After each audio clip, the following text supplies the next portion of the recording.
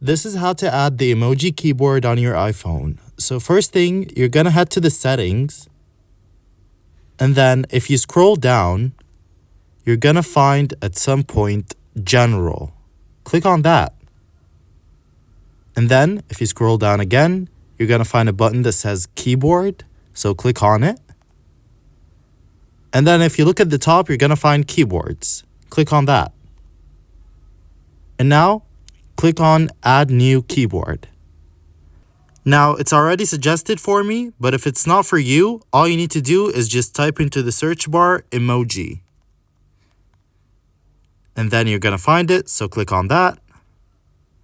Now that you have the emoji keyboard on your iPhone, if you go back and go to a browser, for example, and try to type, you're gonna find this emoji icon at the bottom left. So if you click on it, you're gonna find all these emojis that you can choose from. And if you want to go back to your normal keyboard, all you need to do is just click on the ABC button at the bottom left. And yeah, this is how to add the emoji keyboard to your iPhone.